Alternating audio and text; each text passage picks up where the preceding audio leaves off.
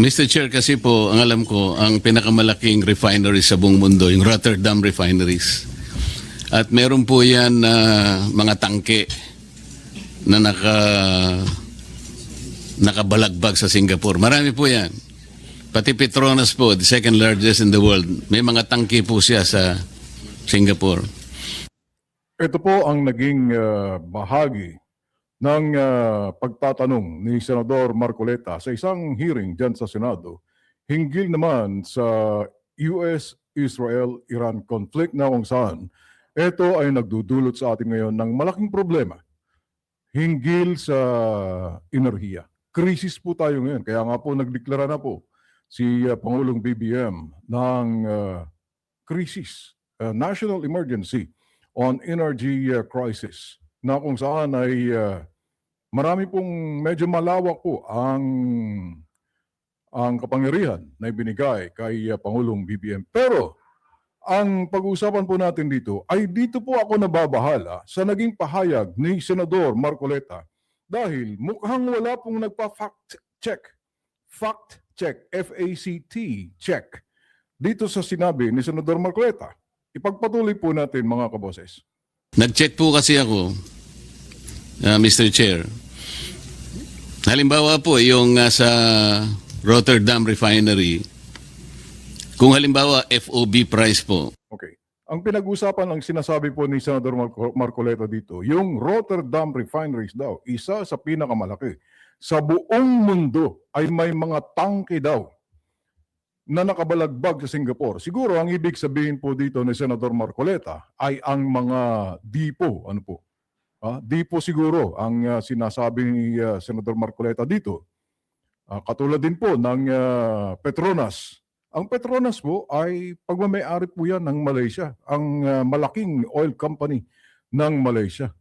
Pero ang sinabi ni Senador Marcoleta dito, ang Petronas daw ay may mga nakabalagbag na tangke dyan po naman sa Singapore.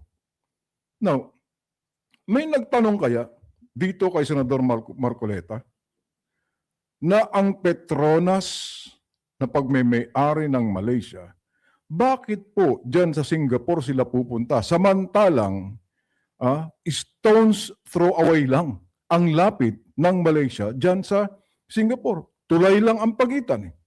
Bakit pa ang Petronas maglalagay dyan sa Singapore ng kanilang mga tangke?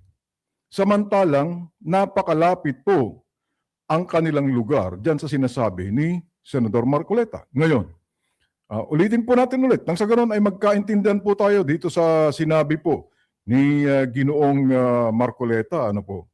Tayo po nababahala lang talaga dito sa kanyang sinabi.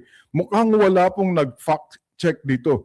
Kung hindi po na-fact check ito mga kaboses, ibig bang sabihin nagsinungaling o nanlilin lang itong si Senador Marcoleta?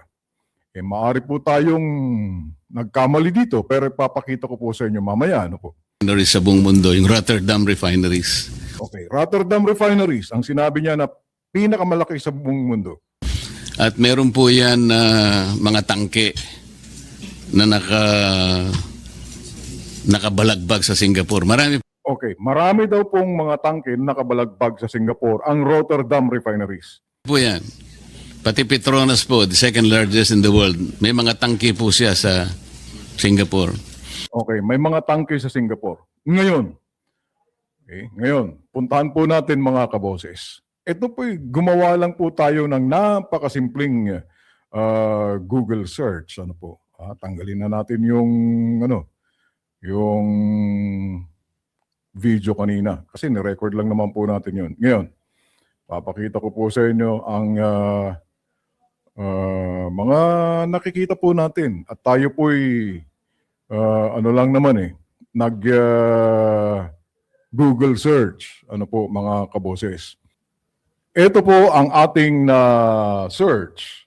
Ito, does Petronas own oil storage depots in Singapore?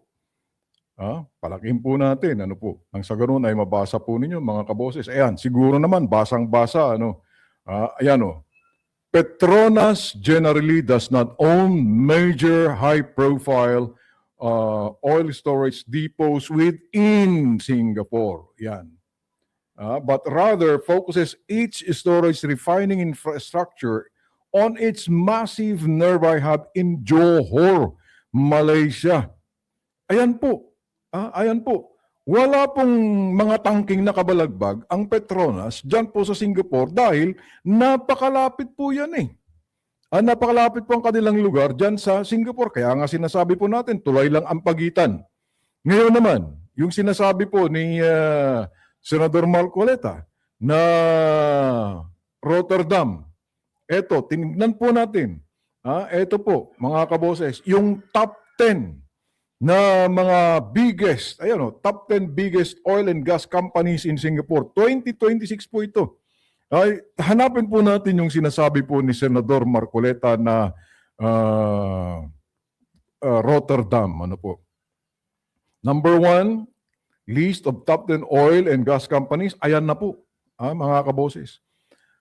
Trafigura PTA Limited, Shell Singapore, ExxonMobil Singapore, Repsol, Pacific Energy Corporation, Puma Energy, City Energy, Singapore Petroleum Company, Petchem, and then Petro Seraya, and then ayan po yung top 10, mga kaboses. Nasaan ngayon dito yung sinasabi ni Senador Marcoleta na Rotterdam? At nasaan po ngayon dyan ang Petronas? Ginoong Marcoleta, gusto ko pong maliwanagan at alam ko ang ating mga kababayan ay gusto rin po nilang maliwanagan. Ngayon, kung ako po'y nagkamali, ako po'y mag-i-issue po ng public apology. Ano po? Pero bilang kayo po ay senador, kinatawan ng mga Pilipino dyan sa Senado, ang madlang people, ang madla, ang ating mga kababayan deserve an explanation. Bakit po ninyo sinabi ito? Bakit po ninyo sinabi na ang Rotterdam Refineries, ang pagkakalam po natin, ang Rotterdam ay isa sa pinakamalaking puerto na nandyan po naman sa Holland, sa Netherlands, Mr. Marcoleta. Yan po. Shell, Exxon, ang nandyan po sa Singapore. Trafigura, ExxonMobil. Yan po eh. Pero hindi po natin makita eh. Ano to? Panliling lang po ninyo upang sa ganun ay magiging pogi po kayo, magpapogi dyan sa Senado, ipahiya ang ating gobyerno o sadyang kayo po ay nagsisinungaling at nanlilin lang sa bansang Pilipinas.